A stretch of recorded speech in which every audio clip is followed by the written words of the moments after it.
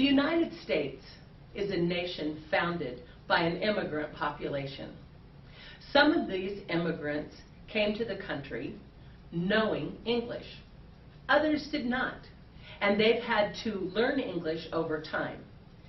And at the same time, hopefully, they've managed to maintain their home or their family of origin language and the culture that they brought with them. Because what we know is that the United States is great because of the many things that so many different peoples bring to us. Currently, the language that is most prevalent in the United States other than English is Spanish. However, we can find communities where the language that is spoken is Tagalog, or Vietnamese, or French, or Russian, or German. Whatever the case, youngsters who are in this country and working hard to learn English are designated as English learners. And it's important that each of us who work with these youngsters know and appreciate the challenges that they're facing and can be as effective as possible as working with English learners. Please join a session in progress that is called English Learners, a class for site coordinators. This is a class for site coordinators to help inform you about what it means to be an English learner. English is not the easiest language on the planet to learn. It has many challenging aspects of it, to say nothing of the fact that a single letter can have multiple sounds, or that one single word can have multiple meanings. So, considering all those challenges, what is it that we can do as after-school providers to help kids who are English learners? I had an opportunity to hear Stephen Krashen, one of the foremost experts on learning language, talk about what goes on in your brain to develop literacy skills. And I thought that he made this so clear when he said, look, there's a place in your brain where you learn things about literacy, about languages, and the fact that symbols or alphabet represent certain things, and then those become words, and those words then are how you communicate.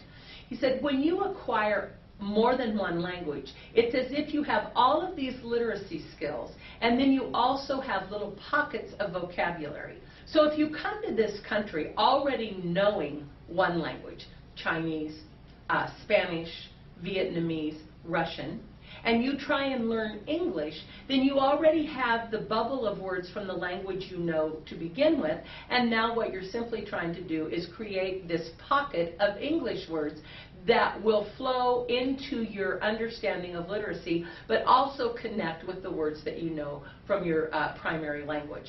So considering that, let's think about how English, the language, is acquired. For a grown-up or for a very small child, it's the same process. The first stage of acquisition of language is really the pre-production stage. It's the silent stage. It's when people are not talking. They are simply receiving the language and making the connections between the words that a person is saying and what they're being asked to do, what's being pointed to. So it's very concrete, and they're developing an understanding of what those words mean, that vocabulary, that understanding. So that's the pre-production stage. The second stage is early production. During early production, you certainly have a much larger receptive vocabulary. That means the ability to understand than you do to express yourself. So you express yourself with simple yeses or nos. That certainly happens in the early production stage. Or you might repeat a single word. You might point to something and then identify what that is. And that is the early production stage. Then there is the speech emergence phase. During this phase, you are really beginning to speak in sentences. Certainly in the early production, you might speak in one or two word sentences or ask very simple questions. But once you get to the speech emergence stage, you are using vocabulary, you are using them, these words in correct syntax, That means the order that you say the words in, and you are really developing the ability to have conversations and to read and to write. The fourth stage is intermediate fluency, and in this phase you're able to communicate much more complex ideas and thoughts, things that are more abstract. So in the early production phase, you are really using only single words or maybe one or two words. In the speech emergence phase, you're able to express yourself but in much more concrete terms. And then finally, in the intermediate fluency phase, you are able to speak of things that are very abstract and are able to communicate clearly what you're thinking. Now, California has a test called the CELT. And the CELT test has some levels of language development. In fact, it has 5. CELT stands for California English Learner Development Test. And so it really refers to people who are learning English. So in these 5 stages of development, it is defined much like the 4 stages above are described so that you can know where kids fit on this particular test. Stage 1 is the beginning phase.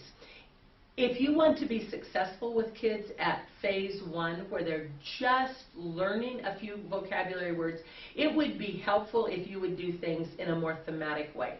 So for instance, you might want to do all the days of the week. Or you might want to do all the things that you might find on a picnic. Or colors. Things that have a theme or a commonality in them so that young people can start thinking of these words in categories. So that would be the beginning phase, things that you might want to do. On level 2, which is early development, you will want to begin asking more and more questions so that young people are required to use the language or the vocabulary that they are acquiring. So you want to have them respond to you. So that means they have to take in the question, figure out what you're asking them, prepare a verbal response, and then respond to you.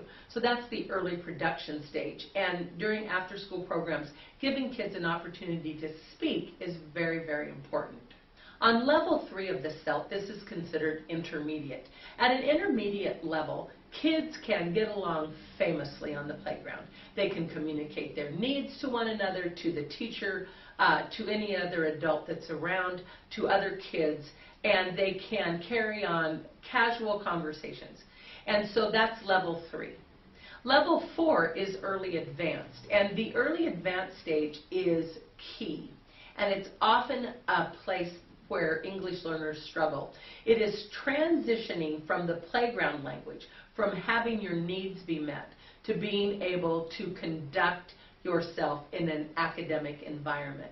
So you have to have much more command of the vocabulary and of the language so that you can discuss things.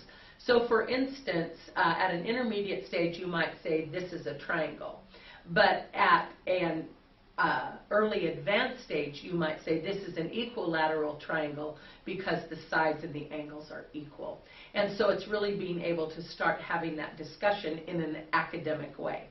Stage 5 is advanced, and obviously that means that the academic piece of your conversation, both in reading, writing, and in speaking, you have full command of that. So those are the levels, and that's kind of how language is produced. What can we do in the after-school program that's of help and of value? The first thing we can do is to be sure that we give young people plenty of opportunity to speak, and to speak in full sentences as best they can. There is a statistic that's pretty sad that says English learners during the instructional day, on average, have less than 90 seconds of time to speak in an academic way. And we want to be sure that we're giving kids plenty of opportunities to have not just playground discussions, but academic conversations as well. The second thing that we can do is to talk with the schools and the school districts that we work in and ask them for the academic vocabulary that's been identified for English language arts, math, science, and social studies. Usually there are 30 or 40 words in each of those categories, and if we have those words in advance, we can certainly work with kids on that academic vocabulary so that they have a concrete understanding of what those words mean. Another thing that would work as well is for teachers to tell us about the vocabulary that they're going to be discussing with the kids 2 weeks down the road, so we can help front load that as well. So really helping kids with that academic vocabulary is something that after school can do, and do in a magnificent way. We can work with the vocabulary development by using any of Marzano's strategies. But in his strategies, using the word maps, what you do is you talk about the word and you look at that word in the many contexts that kids will find that word, so that they are developing their understanding in context, not in isolation. And then you might ask the kids to draw a picture of the word. Another thing you might do is to ask the kids to describe what the word is not just what it is. So using some of those strategies can also be helpful. A third thing that we can do in the after-school program, I alluded to a little earlier, and that is to help develop background knowledge. It's important that kids have some experiences, not only with language, but with process, so that when that happens during the school day, they're familiar with it. They have a platform of understanding. And background knowledge is really about that. It is about helping kids to put in context the words and the processes that they will experience during the school day. And after school can also do that very, very well. Think of the student who's going to have 3 weeks down the road an opportunity in class to do a science experiment, and after school allowing kids to do a science experiment, or 3 or 4 of them, and talking about the steps to that whole process, talking about what a hypothesis is, talk about evidence that they would be gathering. All of these things would come together to help the experience in the classroom be more meaningful to the student. We really need to work in after school on developing oral language. We have plenty of opportunities to do readers' theaters, to have kids sing songs, and certainly practicing lyrics is all about reading. Having teachers speak specifically about words that they're going to learn, and really engaging young people in oral language. Have them read their work out loud. Have them read poetry. Have them go to a listening center where they may listen to that and then read it aloud. But really providing kids in the after-school program with a rich oral language program is very, very important. And this means that you have to be on your toes and not let kids just answer with a mm-hmm, but actually answer in full sentences. We need to encourage peer discussions so that kids are talking to kids about what's important to them. And when we do this, we are letting them know that their ideas are important to everyone, including their peers, and that they are learning how to express themselves so that they can be understood, not just heard. In the after-school program, we can also model not only how you say particular vocabulary words, but phrasing and expression by reading to students aloud. They need to hear good reading so that they know then how to translate their own reading into that realm where they are accurate, but also have proper phrasing and expression, and are able to read with a degree of fluency so that people can listen to them, including themselves. So taking every opportunity in the after-school program to read out loud to students is very important and acts as a model for them. In conclusion, it's really important in the after-school program that we support English learners. We give them an opportunity to speak and to listen. We provide them with experiences so that they can understand a process and the vocabulary, that we read aloud to them and we model. But most important of all, we encourage and support them and let them know that learning English is not easy, and that we're right there to provide the necessary support and scaffolding so that they can speak English well and be comfortable with the way they interact with English-only speaking peers.